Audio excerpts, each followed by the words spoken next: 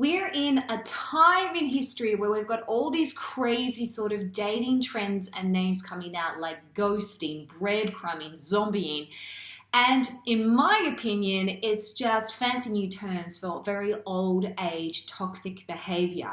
So what are the trends this year in 2020? Well, in this video, I'm actually going to reveal 8 new dating trends that you need to be aware of so you don't get yourself caught up in situationships that you don't actually want to be.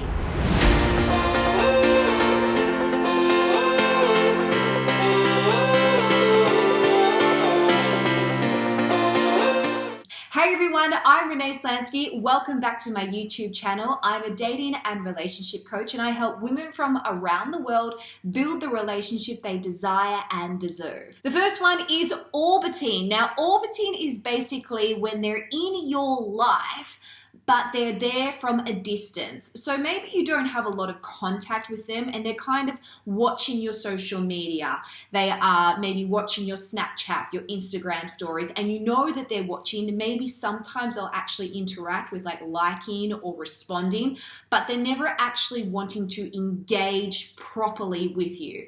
It's like your planet and they're another planet and they're circling around you so they can see you, and every now and then they put out something, but they're never wanting to actually, as I said, properly engage with you. Number 2, Kanye-ing. I don't know if I say that right, but basically it's based off the American rapper Kanye, so maybe Kanye-ing. What this term actually means is when you go on a date and the person that you're on a date with just talks about themselves the entire time.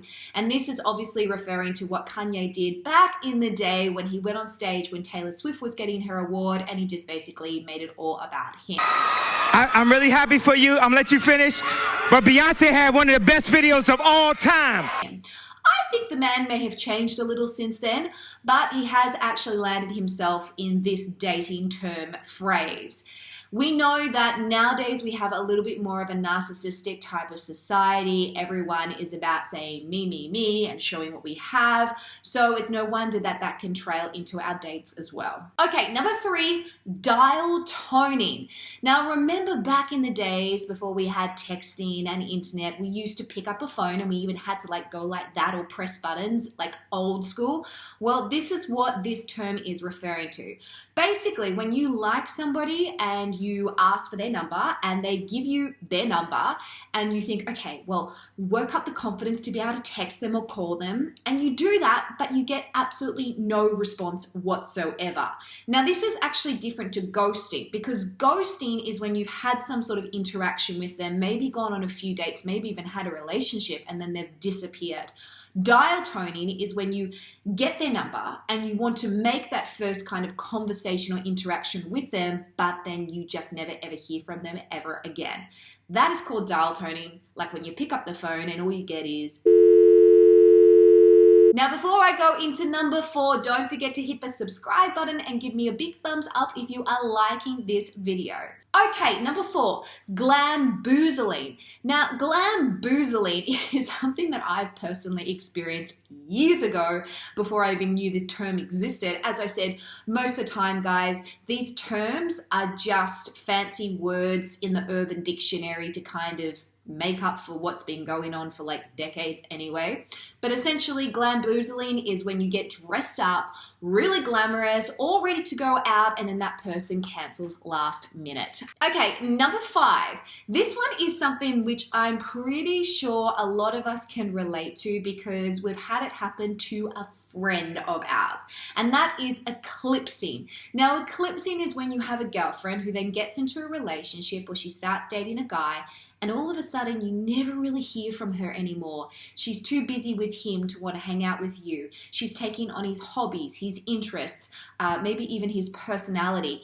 I becomes we, me becomes us. I mean, it's healthy when you get into a relationship to want to, spend time with that person.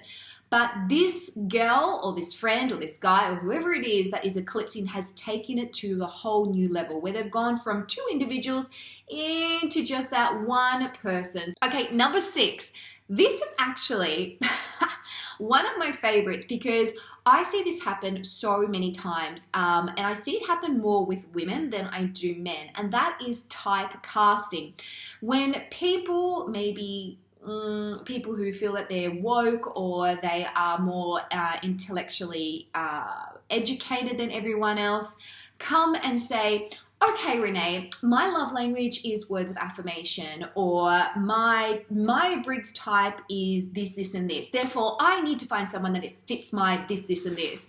And you go on these dates thinking, well, I know who I am, so therefore I can only have exactly who fits my personality type. And essentially, you are limiting who it is that you are dating based off what you think that you need rather than what you actually do need. That, my friends, is called typecasting. Okay, number 7. I like this one. It's called yellow carding. As you can imagine, when you watch football or soccer or whatever you call it, player does something wrong, okay? You get a yellow card because you get in trouble because they're basically saying that behavior is inappropriate. Well, welcome to the 24th century. We are now starting to call people out a little bit more on their negative behavior right from the first date. If you are someone that is a yellow carder or you are yellow carding somebody, it means that you're basically saying, hey, I'm not cool with what you're doing and I'm just going to tell you straight away. Okay, and the last one is called fleabagging, or what I actually like to call it instead is rope burning. When you're dating somebody and you know they're not good for you, like you know they're not good for you, but yet you still continue to have a relationship with them. What you're doing is you're allowing this toxic person into your life even though that you know they're not good for you, because it either feeds some sort of fear, brings you some sort of comfort, or you just want to have someone because you're scared to have no one. Now, the reason why I personally call it rope burning, it's like when you're holding onto a rope and that rope is burning your hand, it is cutting your hand, and you're scared to let go because you're unsure of what else is out there, but by holding onto it, it's tightening this grip and it's burning your hand even more. Well, there you go, guys. Those are the dating trends to look out for, but more than anything, those are signals and behaviors that you need to be aware of if you actually want to build a healthy relationship. And if you're going into this year thinking, oh my gosh, dating has become way too complicated, then I really encourage you to watch my free webinar. This is all about the shifts that you need to make in order to have a healthy dating life, to have that dating life lead to a proper, fulfilling relationship, how to make it easy again, how to make it fun. And honestly, it's not that complicated. You can register for that free webinar in the link below. And until next time, let me know what dating trend you've actually heard of, or what one that you want to come up with yourself, and we can discuss it down below in the comments. All right, guys, I'm Renee Slansky. Thanks for watching. Don't forget to subscribe and turn on the notification buttons. Until next time, have an amazing day, and I'll talk soon. Bye for now.